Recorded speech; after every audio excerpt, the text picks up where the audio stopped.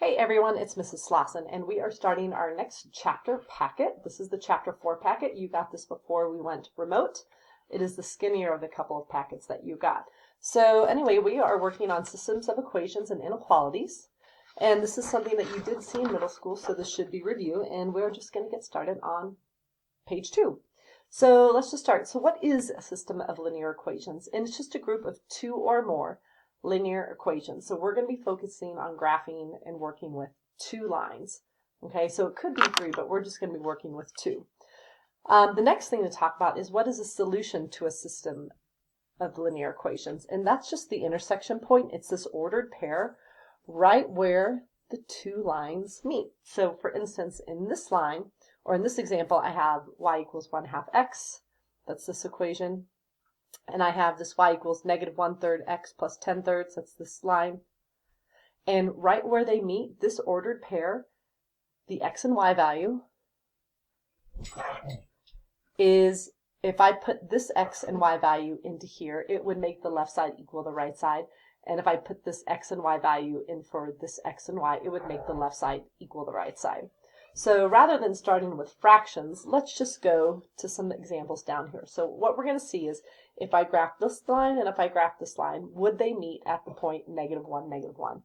Is this the point where the two lines meet? So what I'm going to do is take the fact that this is x and this is y, and I'm just going to put it into this equation, and then I'm going to do this same thing for this equation, and if the left side equals the right side, that's what we're looking for. So in for y, I'll put negative 1. In for x, I'll put 4, so 4 times negative 1 plus 3. I'm just going to keep the math going here. So order of operations on this side, we can draw that wall if we want.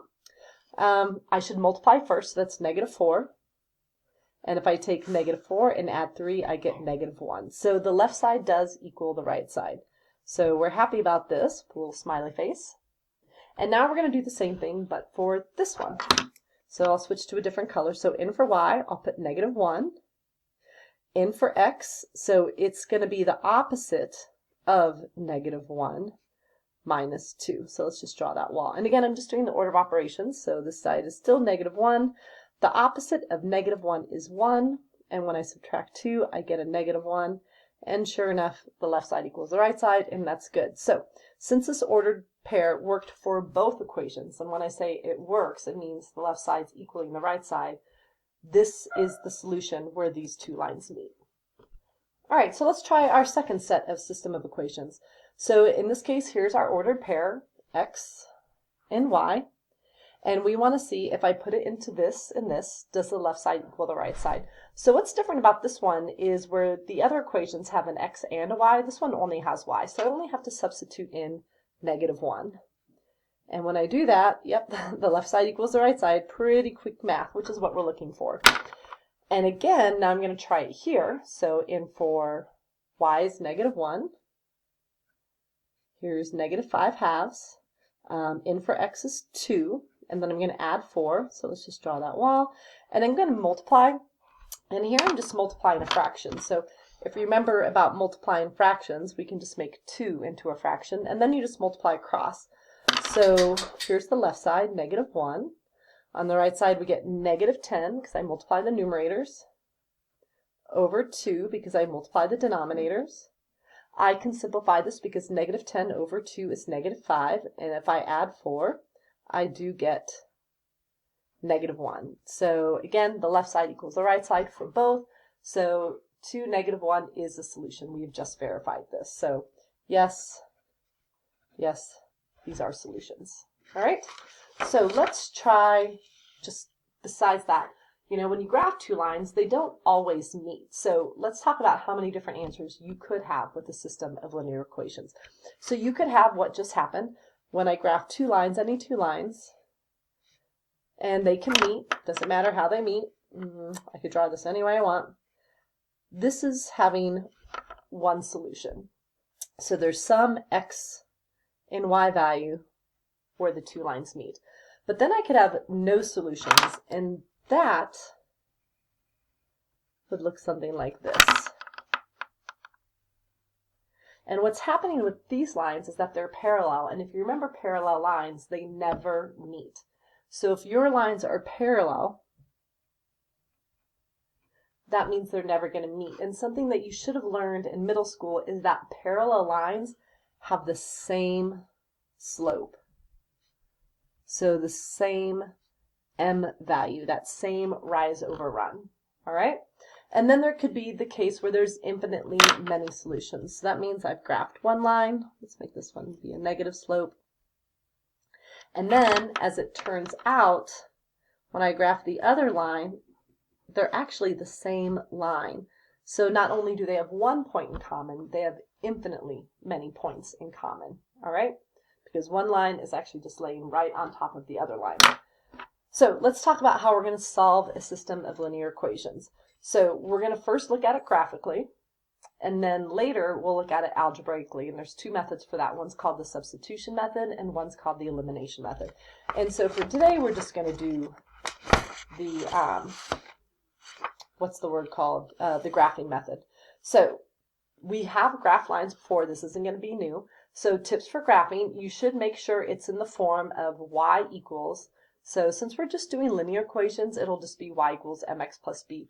Later, we will work with exponential, and then you just want to keep this in mind, that it's y equals b times g to the x. And again, we usually have been putting that g in parentheses.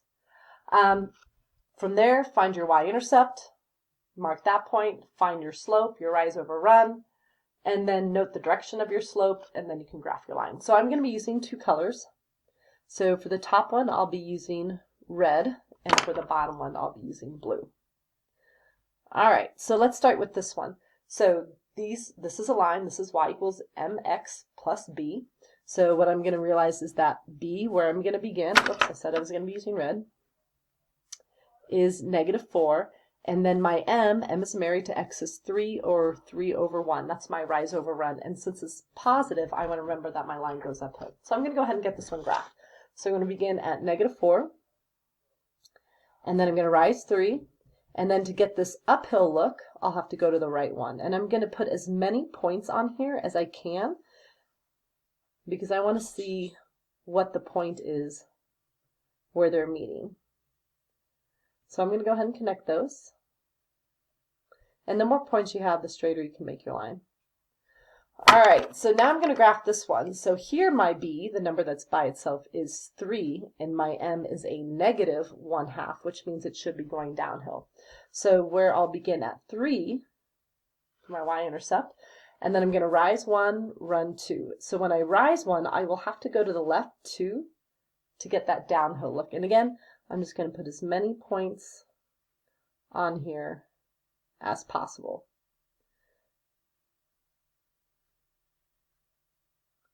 And get that one graphed, and sure enough, these two lines do meet at an exact point, and our points will be exact. They're not going to be some, I think it's this and this, that we won't have to estimate. So this is the point 2, 2. So we have solved 2, 2. That is the solution. So x is 2 and y is 2. But when we state the solution, we will be stating it as an ordered pair. All right, so keep that in mind, always as an ordered pair. So let's try the next one. This one's in the form y equals mx plus b. So my b is 2. My m is the -2, and I want to put it over 1, so I have a rise over run, and since it's negative, it's going to be going downhill. So I'm going to begin at 2. And then if I rise 2, I will have to go to the left 1 to get that downhill look. And so again, I'm just going to put as many points on here as I can. All right, let's graph the next one. So the problem with this one is it's not in the form y equals. So what I have to do is get it so that y is by itself. And the easiest way to do that is just to subtract the 2 to the other side, so that when we're done, it becomes y equals, there's the -2x, subtracting the 2 like that. And if you notice, it is now identical to our original line. So when I graph it, I'll still have, actually I take that back, it's not identical. B is -2 and my m is -2 over 1 downhill. So what I want you to notice is that these have the same slope, and when they have the same slope, most likely your line is going to be parallel. It is possible that it could be this, but that means they would also have the same y-intercept, which they don't. So this has the same slope. So I'm going to begin at -2 and I'm going to rise 2 and go to the left 1. And what's happening is, because I keep going up and over the same amount, that's going to force these lines to never meet. So when I'm looking for a solution here, I would say there is no solution because there's not an x and y that these two lines have in common. All right, let's jump to 3 and 4. So I've just turned the page. So some differences that you're going to see now is instead of y equals, we've turned it into function notation. So remember f of x, h of x, g of x, that is y, okay? We've got 2 lines, but we also have some exponential. So again, we'll do one in one color and the other in another color. So let's do the one that we're more comfortable with first. Let's do our line. So because this is y equals mx plus b, so my b is 7 and my m is a half, and since it's positive, this will be going uphill like that.